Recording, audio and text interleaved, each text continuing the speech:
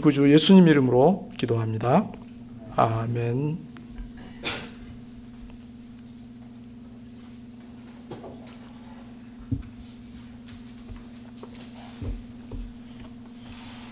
오늘 우리가 함께 생각할 하나님 말씀은 로마서 5장 1절부터 11절입니다. 먼저 우리 봉독하겠습니다.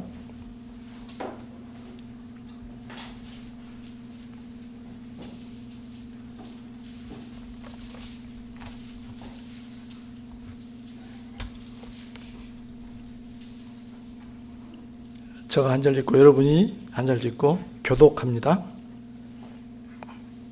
그러므로 우리가 믿음으로 의롭다 하심을 받았으니 우리 주 예수 그리스도로 말미암아 하나님과 화평을 누리자. 또한 그로 말미암아 우리가 믿음으로 서 있는 이 은혜에 들어가며 하나님의 영광을 바라고 즐거워하느니라. 다만 이뿐 아니라 우리가 환난 중에도 즐거워하나니 이는 환난은 인내를, 연단은 소망을 이루는 줄 알미로다. 소망이 우리를 부끄럽게 하지 아니함은 우리에게 주신 성령으로 말미암아 하나님의 사랑이 우리 마음에 부은 바 되매니 우리가 아직 연약할 때 계약대로 그리스도께서 경건하지 않은 자를 위하여 죽으셨도다.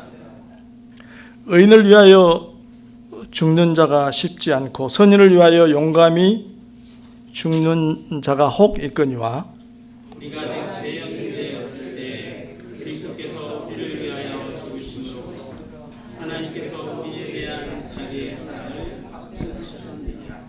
그러면 이제 우리가 그의 피로 말미암아 의롭다 하심을 받았으니 더욱 그로 말미암아 진노하심에서 구원을 받을 것이니 곧 우리가 원수 되었을 때 그의 아들의 죽으심으로 말미암아 하나님과 화목하게 되었은즉 화목하게 된 자로서는 더욱 그의 사랑하심으로 말미암아 구원을 받을 것이다.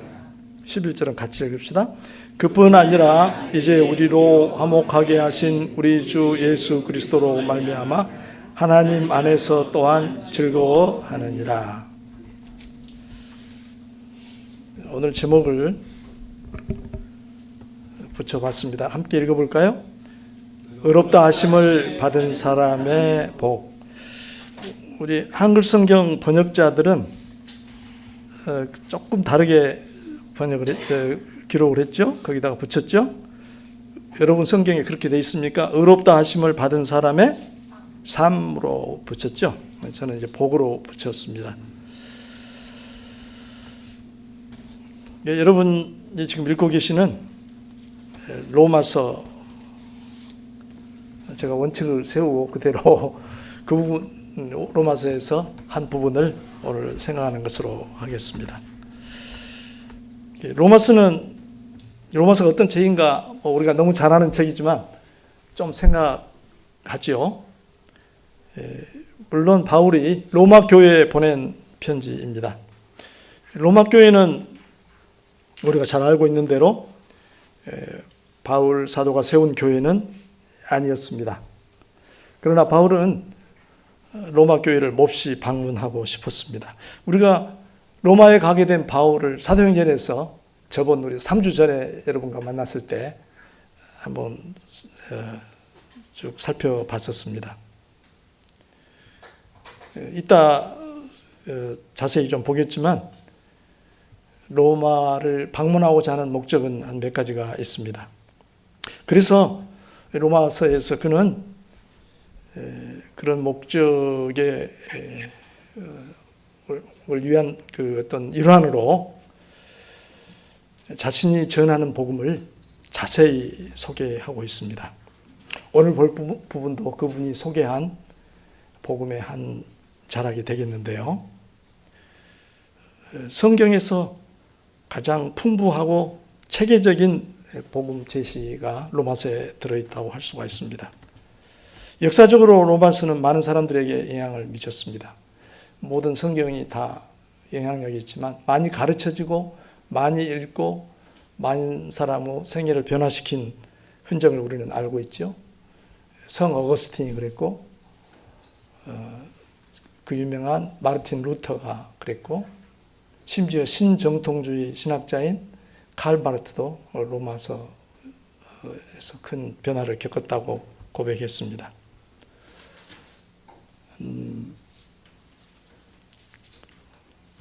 로마서를 그래서 간단히 이 책의 면목을 한번 살펴볼 텐데요.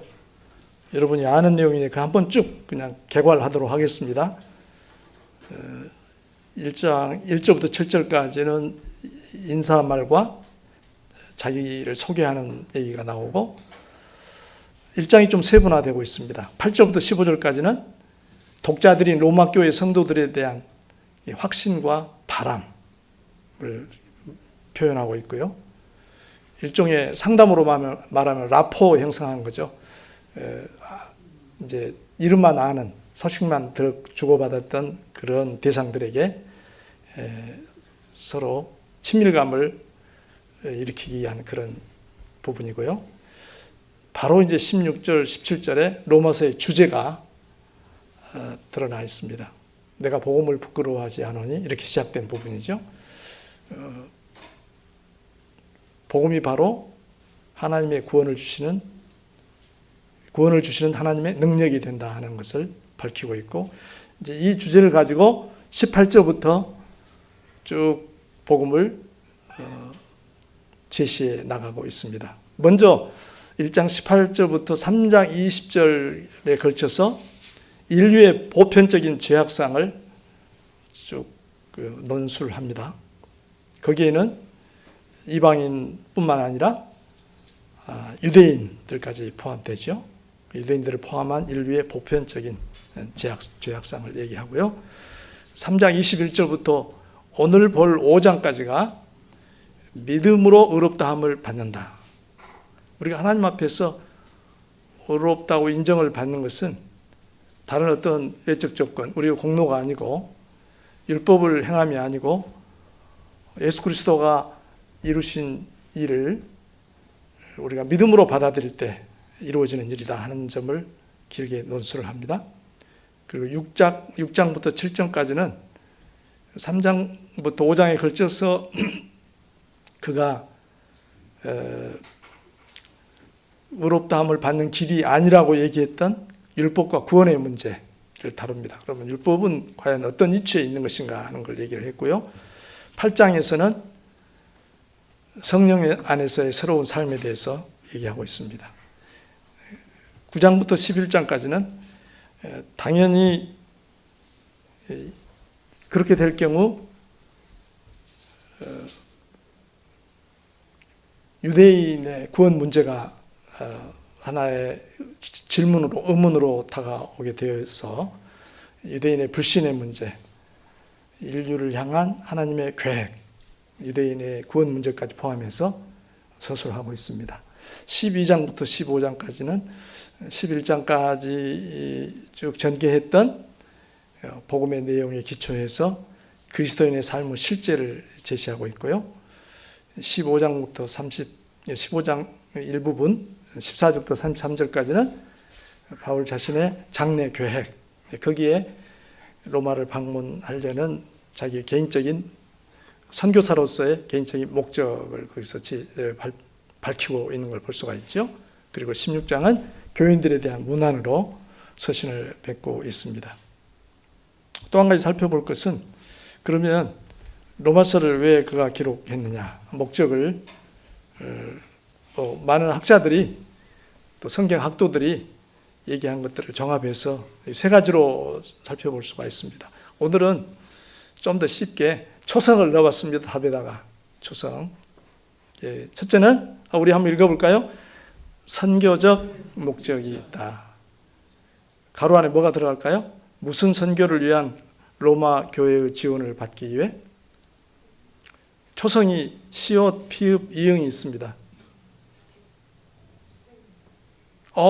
예, 누가요? 뭐라고 했어요? 네. 예, 답이 안 나옵니까? 그러면 나중에 생각해 봅시다. 두 번째는 뭘까요? 자, 내용부터 보고 한번 답을 생각해 봅시다. 공격을 받고 있다고 생각한 자신의 복음을 변호하고 로마 교회의 지지를 얻기 위해서. 무슨요? 변증적. 아주 좋은 답인 것 같아요. 초성이 딱 맞죠? 변증. 네. 그 다음에 세 번째 읽어볼까요? 목회적 목적. 실제 있거나 가능성이 있는 교회 안에의 무슨 비읍, 이응 문제를 다루기 위해. 뭘까요? 로마서를 후반부에 가면 14, 15장 가면 그 문제를 다루죠. 뭘까요? 비읍, 이응이니까. 복음? 교회 안에 복음 문제를 다루기 위해. 네. 예. 그래서 제가 답을 보여드리겠습니다. 네. 자, 우리 읽어봅시다. 선교적 목적. 같이 읽어봅시다. 선교적 목적. 스페인 선교를 위한 로마 교회의 지원을 받기 위해서. 여러분이 보내줌으로 내가 땅끝까지, 서바나까지 가기를 원한다 하는 그 내용이 기록되어 있는데 중요한 서신의 목적으로 볼 수 있습니다. 두 번째, 변증적 목적. 공격을 받고 있다고 생각한 자신의 복음을 변호하고 로마 교회의 지지를 얻기 위해서. 그래서 복음을 아주 상술한 거죠. 자세하게. 마지막으로 목회적 목적. 읽어볼까요? 실제 있거나 가능성 있는 교회 안에 분열 문제를 다루기 위해. 어떤 이유로 분열의 조짐이 있었죠? 다뤄야 할 문제가 있었죠? 14, 5장 가면 특별히 그 직접적인 원인으로 다루고 있는 문제가 있죠. 음식 문제하고 나를 지키는 문제. 그렇죠? 어떤 날을 더 귀하게, 특정한 날을 귀하게 여기는 그룹과 또 그냥 다른 모든 날이 다 귀하다고 생각하는 그룹 사이의 차이, 의견 차이, 그리고 음식을 고기를 먹어도 되느냐 안 되느냐 하는 문제가 여기 로마 교회에 있어도 이것은 무엇을 우리에게 추측해야 하냐면 로마 교회에 결국은 서로 이렇게 갈등할 수 있는, 대립할 수 있는 두 그룹이 있었다는 얘기인데 어떤 그룹이죠? 첫째는 여느 교회와 마찬가지로 유대인들이 있었고, 그죠? 특정한 날을 더 소중하게 생각하고 고기를 먹냐 마냐 하는 문제에 심각한 그룹들은 유대인들이었고, 이방인 그룹들은 새로 복음만 받았으니까 유대교회의 전통적인 율법관의 영향을 안 받았으니까 훨씬 더 다른 입장을 취하고 했을 겁니다. 그래서 그 문제를 동시에 다루고 있습니다. 그래서 이 세 가지로 생각할 수 있지 않을까 그렇게 여겨집니다. 자, 그러면 이제 오늘 본문으로 우리가 들어가겠는데요. 오늘 본문이 한 절 한 절 읽어보면 다 그 말씀들이 의미가 통하고 다 귀한데 전체 문맥을 찾기가 사실은 쉽지 않은 본문이에요. 또 굉장히 많은 내용이 이 안에 들어있고, 그래서 저도 공부가 일천한 사람으로서 충분히 깊이 있게 다루기 쉽지 않은 본문인데 그래도 과제라고 생각을 하고 여러분과 한번 씨름을 해보도록 그렇게 하겠습니다. 자, 그러면 오늘 또 문제풀이 형식으로 공부를 해보도록 하겠습니다. 우선 1번은 굉장히 쉽습니다. 자, 1번 우리 문제 읽어봅시다. 바울은 앞에서 무엇에 관해서 얘기했는가? 1절 상반절을 보고 한번 답을 해보라고 그랬는데요. 1절 상반절 우리 한번 볼까요? 뭐라고 했죠? 그러므로 우리가 믿음으로 의롭다 하심을 받았으니, 거기까지요. 앞에서 뭔 얘기를 했죠? 예, 믿음으로 의롭다고 하심을 받는다는 거, 받는다는 그 진리, 사실을 쭉 논증했죠. 4장까지. 그죠? 아까 우리 개요에서 봤듯이 그것을, 그 범위를 얘기하자면 3장 21절부터였던가요? 3장 21절부터 4장까지 그 내용이 들어있죠. 이제 그것을 상기시키면서 그걸 토대로 오늘 5장 말씀을 전개해 나가는 거죠. 그러니까 3장 4장에 걸쳐서 얘기했던 이신칭의의 복음을 얘기하면 간단히 그 핵심 개념들을 얘기하자면 인류는 사람은 죄 때문에 하나님의 진노 아래 있다는 것, 유대인과 이방인이 동일하다는 것. 그런데 누구도 자기 행위로 의롭다고 하심을 받지 못한다는 것. 그런데 하나님께서 의의 길을 세우셨는데 하나님의 의가 나타났는데 그것은 곧 그리스도가 우리 죄를 위하여, 인류의 죄를 위하여, 택하신 자들의 죄를 위하여 죽으셨다는 것. 그래서 그 그리스도께서 하신 일을 믿고 받아들이면 그 믿음을 보시고 하나님께서 의롭다고 인정을 하신다는 것. 그러면서 특별히 유대인들에게 그것을 설득하기에 참 좋은 방식으로 누구 사례를 들죠? 아브라함의 사례를 4장에서 들고 있습니다. 그렇게 해서 1번 문제는 이렇게 간단히 답이 될 것 같습니다. 그걸 전제로 지금 칭의의 문제, 믿음으로 의롭다함을 받는 이 문제에 대한 이야기를 하면서 이제 그 이신칭의가 무엇을 의미하는지, 이신칭의 자체는 하나의 법적인 용어 아닙니까? 그러니까 죄를 다루는 어미하신 하나님 앞에서 우리가 죄 없다는 인정을 받았다는 그 법적인 지위를 획득한 셈인데 거기서 머물지 않고 이신칭의 안에 담긴 의미가 어떤 것인가를 5장 전반부에서는 좀 더 상세하게 얘기를 하는 것을 볼 수가 있습니다. 그래서 그걸 오늘 제목에 의하면 그 사람이 받은 그 사람에게 받게 된 복이다 이렇게 표현을 했습니다. 의롭다 하심을 받은 사람의 복이다. 의롭다 하심이 가져오는 은혜지요. 그 놀라운 결과지요. 그것을 우리가 오늘 생각해 보도록 하겠습니다. 자, 그러면 두 번째 문제 한번 읽어볼까요? 5절까지 해서 의롭다 하심을 받은 우리는 어떤 복을 누리게 되었는가. 굉장히 열려있는 문제예요. 굉장히 열려있는 문제로 여러분에게 제시했습니다.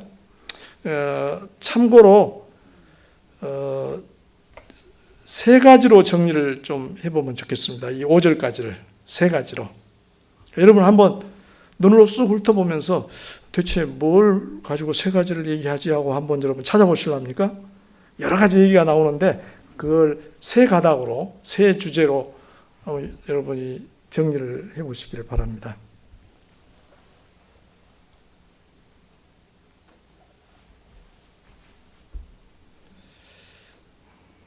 교실에서 공부하는 것 같아요. 네. 자, 그러면 하나하나 좀 생각을 해보도록 하십시다. 자, 우선 1절에 있는 용어로 우리 표현을 해볼까요? 어떤 복을 누리게 되었죠? 우리는 하나님과 화평을 누리게 되었다. 그렇게 얘기를 했습니다. 그런데 거기에 우리 성경에 화평을 누리자, 청유형으로 돼 있죠? 누리자. 그런데 이제 여러분 아래 그 각주를 보면 화평이 있고 그렇게 돼 있습니까? 우리에게 화평이 있다. 서술형으로 돼 있어요. 있다. 그래서 세번역은 화평을 누리고 있습니다. 또 영어 표준역도 그렇게 번역을 했습니다. 그러니까 하나님과의 불화를 이제 종결하고 이제 하나님과 화평을 누리고 있습니다. 그런데 화평을 누리자. 사실 어느 번역이든지 이제 하나님과 화평을 누리게 되었다는, 하나님과의 관계가 회복되었다는, 하나님과 다시 새로운 관계에 들어가게 됐다는 사실은 동일하죠. 그렇지 않습니까? 그 점이 중요합니다. 그런데 거기에서 우리 주 예수 그리스도로 말미암아, 이 점이 참 중요하죠. 우리가 의롭다는 인정을 받은 것도 그분이 하신 일로 말미암아 그렇게 된 것이지만 우리가 하나님과 화평을 이루게 되었다는 사실도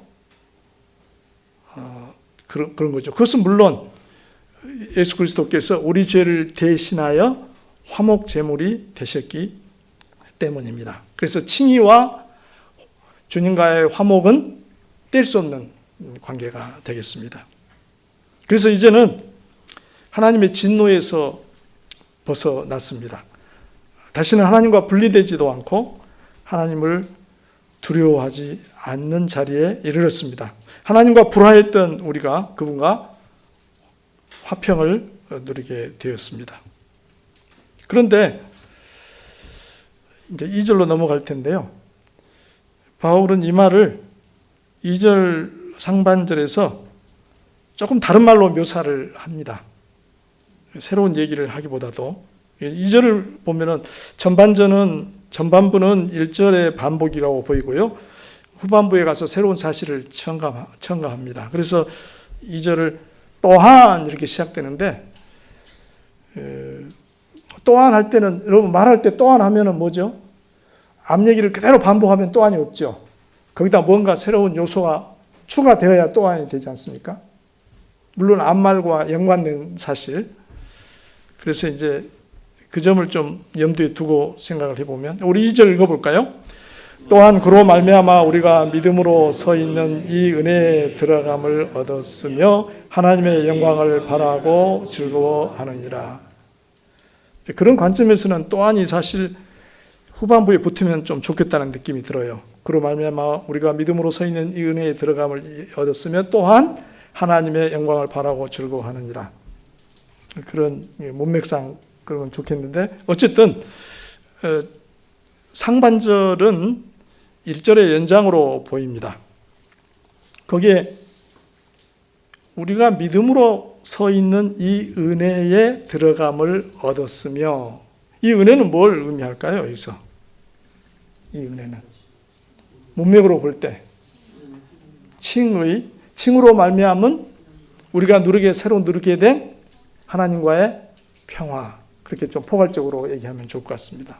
앞에서 평화를 누리자 또는 누리고 있습니다 했는데 바로 우리가 믿음으로 의롭다함을 얻게 됨으로써 우리에게 우리가 들어가게 된 하나님과 평화를 우리가 새로 서 있는, 우리가 이제 들어와 서 있는 이 은혜로 이렇게 표현하고 있는 것으로 보입니다.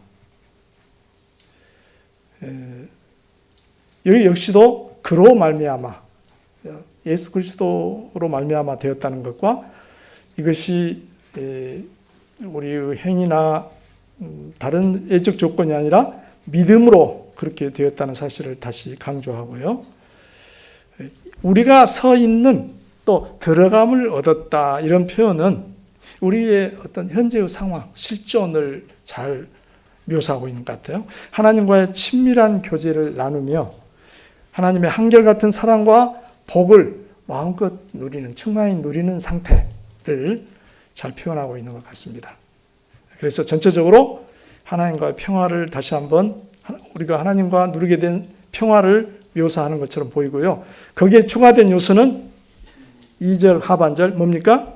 우리는 하나님의 영광을 바라고 즐거워한다. 이렇게 되겠습니다. 그냥 하나님의 영광 아주 담백하게 짧게 그렇게만 얘기했는데 다른 번역에서는 하나님의 영광에 이르게 될 소망이라고 번역을 했습니다. 하나님의 영광을 바라고 이 말을 하나님의 영광에 이르게 될 소망. 그것을 여러 가지로 설명할 수 있을 것 같아요. 물론 바울은 더 이상 설명하지를 않습니다. 그러나 우리가 이해하기로 하나님의 영광은 뭘 하죠? 우리가 바라는 하나님의 영광이란 뭘 얘기하죠? 여러분도 아마 설명해 보라고 그러면 다양한 설명이 나올 수 있을 것 같아요. 이렇게 설명할 수 있을 것 같습니다. 미래에 완성될 하나님의 나라를 상속받아서 하나님의 생명과 통치에 참여할 것에 대한 소망. 이런 건 좀 포괄적으로 되죠. 거기에는 예수 그리스도의 재림, 우리의 부활, 하나님 나라의 완성, 극치 뭐 이런 것들이 다 포함이 되겠죠. 그러니까 우리가 믿음으로 의롭다 하심을 받는 그 칭의는 현재 하나님과 누리는 평화와 더불어서 미래에 우리가 누리게 될 영광에 대한 소망, 그런 의미를 다 포함한다, 이런 얘기가 되겠습니다. 그럼 이제 두 번째까지 우리가 살펴봤고요. 근데 이제 질문이 좀 떠올라요. 그러나 성도인 우리는, 신자인 우리는 지금 여기서 비록 미래의 영광을 소망하고 살지만, 즐거워하지만, 우리가 이 땅에 살면서 겪는 환난이 있다는 거죠. 누구에게나. 그건 어떻게 된 것인가 하는 질문이 떠오를 수가 있습니다. 바울은 성도가 세상에서 여전히 직면하게 되는 환난이 있음을 잘 알고 있습니다. 그것들은 우리에게 무슨 의미가 있는가? 하나님과 새로 누리게 된 화평, 그리고 미래에 대한, 우리의 영광에 대한 우리의 소망과 더불어서 그런 것이 있다면 우리는 이 땅에서 겪는 우리의 환난을 어떻게 보아야 되는가 하는 질문이 떠오를 수가 있습니다. 아마 그걸 염두에 두었는지, 그건 해석자의 생각입니다. 한 가지를 추가합니다. 믿음으로 의롭다함을 받은 자의 누리게 된 복을 또 한 가지 추가합니다. 3절 상반절에 뭐라고 그랬죠? 우리는 다만 이뿐 아니라 하면서 우리가 환난 중에도 즐거워한다, 이렇게 얘기했습니다. 환난 중에도 즐거워한다. 그러면서 이유를 제시를 하고 있습니다. 이 유명한 이유입니다. 이건 상세한 설명을 안 하겠습니다. 자, 그 이유를 간추려 보면요. 환난은 인내를 낳고, 인내는 연단을 이루고, 연단은 소망을 이루는 줄을 어쩐다고요? 우리가 알기 때문이다. 우리가 신앙 안에서, 주님을 믿는 믿음 안에서 우리는 그 사실을 너무나 잘 압니다. 안다는 말은 그런 명제를 우리가 알고 있다는 의미를 넘어서서 우리가 경험하고 우리 삶에서 날마다 우리는 그런 확신을 쌓아가는 거죠. 환난은 인내를, 야고보 선생님도 그와 같은 얘기를 했죠. 너희 믿음의 시련이 인내를 만들어내는 줄 너희가 압니다. 너희 믿음의 시련이 인내를 만들어내는 줄 너희가 압니다. 하나님께서 시련을 통과하는 우리 안에 인내력을 함양시켜 주십니다. 환난을 사용하십니다. 또 인내는 연단을, 영어 표준역 같은 데서는 연단이란 말을 캐릭터, 성품, 단련된 인격, 이런 말로 번역을 했거든요. 믿음의 시련을 견디면서 성숙된 인격, 성숙한 인격을 갖추게 된다는 얘기죠. 고난은 얼마나 신비한 열매를 우리에게 가져다 줍니까? 또 마지막으로 연단은 소망을 그랬는데, 고난을 받으면 신자는 정말 마음속 깊은 곳으로부터 미래의 영광을 소망하게 됩니다. 미래의 영광에 대한 소망 외에 이 땅에 붙잡을 게 전혀 없음을 그는 갈수록 더 깨달아가고 체험해 가는 것입니다. 그래서 아브라함은 본향을 사모하기 때문에 이 땅에서 장막에 거하였다 하는 히브리서 저자의 표현도 있지 않습니까? 요컨대 성도는 세상에서 환난을 겪습니다. 그러나 환난이 우리의 하나님과의 평화와 미래의 소망에 대한 소망의 확신을 위협하기는커녕 오히려 더 큰 확신을 줍니다. 그래서 바울은 계속해서 이 소망의 확실성을 강조하고 있는데요. 5절에 그렇게 나와 있죠. 우리 5절 한번 다시 읽어볼까요? 5절 읽어봅시다. 소망이 우리를 부끄럽게 하지 아니하면 우리에게 주신 성령으로 말미암아 하나님의 사랑이 우리 마음에 부은 바 됨이니. 우리가 받은 성신께서 우리의 마음속에 하나님의 사랑을 부어주셨기 때문에 성신의 사역 중 하나는 우리에게 하나님께서 우리를 사랑하신다는 그런 경험과 확신을 충만하게 주시는 것입니다. 그러면 우리는 환난 속에서도, 환난 중에도 그 환난이 가져오는 고난의 신비를 알기에 환난 중에도 즐거워할 수 있게 되는 것입니다. 이것이 바로 의롭다고 하심을 받은 하나님의 영광을 바라고 즐거워하고, 세 번째, 환난 중에도 즐거워합니다. 예. 제가 땀이 나네요. 그 다음에 6절부터 8절을 가지고 이 문제 한번 풀어봅시다. 자, 읽어볼까요? 우리가 이러한 복을 누리게 된 근거는 무엇인가? 이 질문 만드느라고 좀 고심을 했거든요. 좋은 질문인지는 모르겠어요. 여러분 한번 생각해 보시기 바랍니다. 예, 달리 질문을 만들어도 좋은데 저는 이 관점에서 이 세 절을 살펴봤습니다. 우리가 이러한 복을 누리게 된, 좀 문맥을 더 살려서요. 근거는 무엇인가? 석절 우리가 아까 읽었는데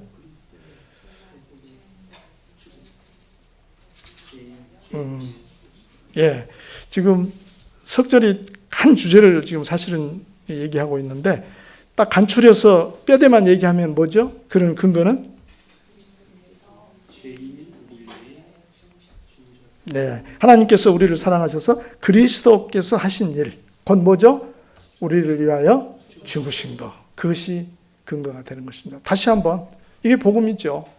그죠? 3장부터 우리가 의롭다 하심을 받는 것은 오직 믿음으로 된다. 그리스도가 하신 일을 믿음으로 된다는 것을 얘기할 때 그리스도의 속죄 사역, 그가 우리의 화목제물이 되심을 얘기했는데 여전히 그 토대는 면면이 5장에서도 흐르고 있습니다. 조금 더 상세히 살펴보도록 할까요?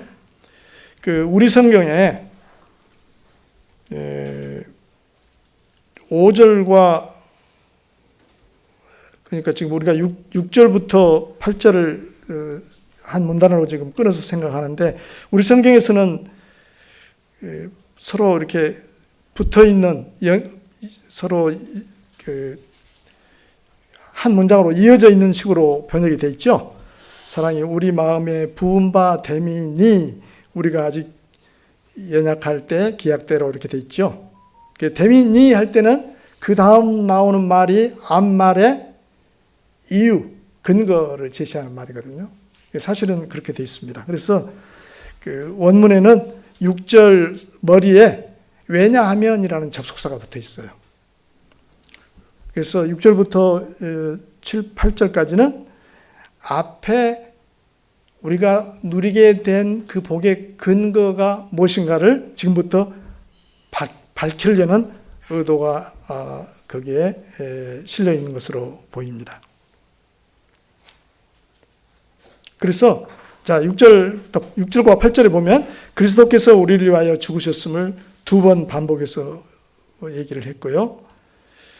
우리가 누리는 복의 유일한 토대가 바로 그리스도의 죽으심이다 하는 점을 다시 한번 얘기했고요. 그런데 그가 우리를 위하여 죽으실 때 우리는 어떤 상태에 있는가를 매우 강조하고 있습니다. 어떤 상태에 있었죠? 6절에 의하면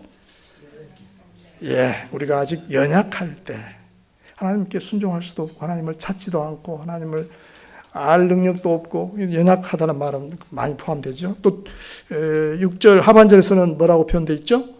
경건하지 않은 자, 하나님께 예배하거나 하나님께 순종하거나 그런 또 하나님의 뜻을 따르거나 그러지 못한 존재였던 우리를 8절에서는 상반절에 뭐라고 표현되어 있죠?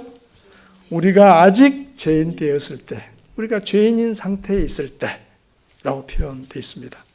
그러면서 강조하기 위하여 의인을 위하여 또는 선인을 위하여 죽는 자가 혹간에 있을지 모르지만 주님께서는 도저히 그럴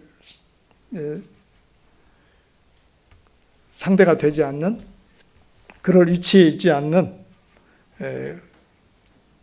우리 죄인들을 위하여 죽으셨고, 바로 그리스도께서 하신 그 일이 우리가 칭의를 받고 칭의 안에서 누리게 될 그런 복을 누리게 되는 근거가 된다 하는 점을 이 석절은 잘 밝히고 있습니다. 요약한데 이상과 같이 우리가 이러한 복을 누리는 근거는 그리스도께서 죄인인 우리를 위하여 죽으신 일입니다. 그리고 그 죽으심 안에는 하나님의 우리를 향한 가없는 사랑, 놀라운 사랑이 나타나 있습니다. 자, 그래서 이제 그까지 하고요. 마지막 문단을 생각을 해보도록 하겠습니다. 문제 읽어볼까요? 이 놀라운 일을 통해 우리는 어떤 복을 누리게 되었는가? 아니, 무슨 많이 본 질문인데 어떤 질문하고 거의 끝이 같죠? 아까 어떤 질문이죠? 의롭다 하심을 받은 우리는 어떤 복을 누리게 되었는가? 그런데 여기서도 이 놀라운 일을 통해 우리는 어떤 복을 누리게 되었는가? 이 놀라운 일이라는 얘기는 방금 죄인인 우리를 위하여 그리스도께서 대신하여 죽으신 일, 하나님의 사랑의 결정체로서, 절정으로서 죽으신 그 일을 통하여 우리가 어떤 복을 누리게 되었는가? 그러니까 이렇게 살펴볼 때 5장 이 첫 문단의 앞과 뒤가 같은 주제를 얘기하는 거죠. 논술로 말하자면 양괄식, 쌍괄식, 양괄식 형태로 서술이 되어 있는 걸 생각할 수가 있습니다. 물론 그 표현 방식은 차이가 있죠. 자, 그럼 살펴보도록 하십시다. 우선 9절, 10절을 한 묶음으로 생각을 해보십시다. 9절, 10절을 묶어서 거기서 우리가 누리게 된 복을 한마디로 뭐라고 요약할 수가 있겠죠? 90절 두 절을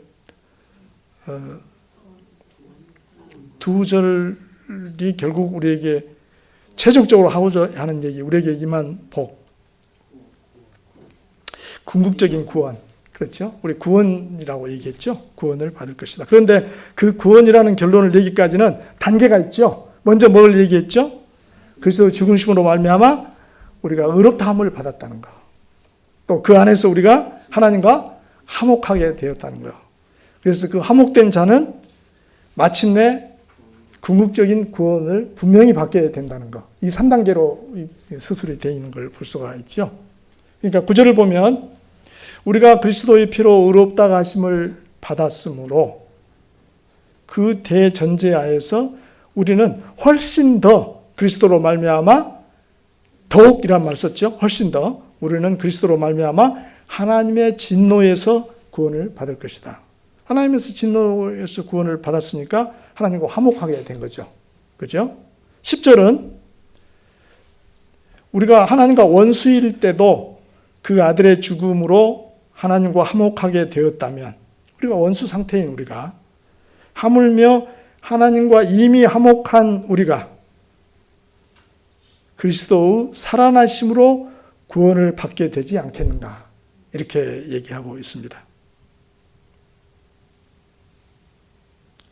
그래서 우리는 의롭다 하심을 받았고 하나님과 화해되었습니다. 그렇더라도 우리의 몸이 속량받을 이대한 날을 우리는 갈망하고 기다립니다. 그때야 우리의 구원이 완성될 것입니다.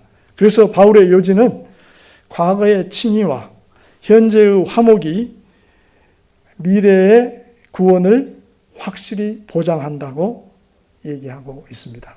그러니까 이 신칭의가 우리에게 가져다 주는 복은 현재 우리가 하나님과 누리는 화목이자 미래에는 불투명하고 불안정한 것이 아니라 우리가 궁극적으로 어김없이 하나님이 우리에게 주시는 구원을 얻게 되리라는 분명한 보장이다 하는 점을 얘기하고 있습니다. 그러면서 이제 마지막 11절에서 한 가지를 덧붙이죠. 우리가 어떤 복을 누리게 되었죠? 11절에서는 하나님 안에서 즐거워한다. 하나님 안에서 즐거워한다. 좀 쉬운 말로 하나님에 대해서 즐거워한다. 또는 하나님을 즐거워한다. 하나님을 즐거워한다 하면 어디서 많이 본 어구죠? 네?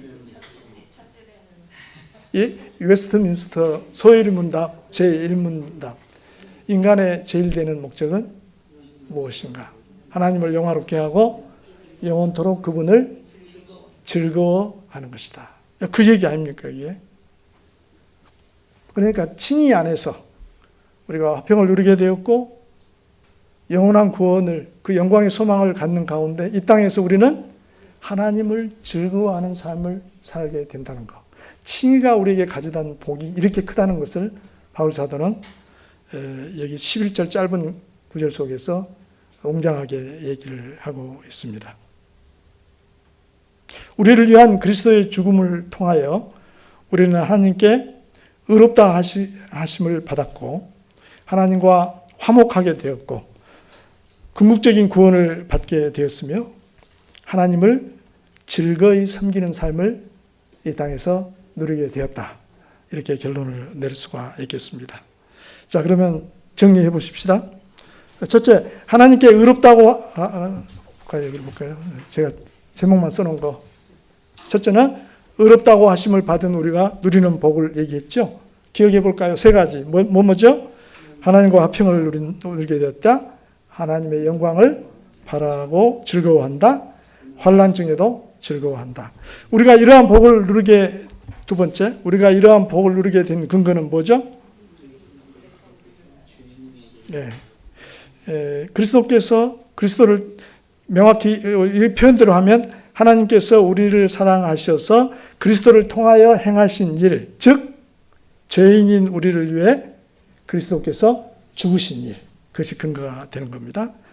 세 번째는 이 놀라운 일을 통해 우리가 누리게 된 복은 뭐죠?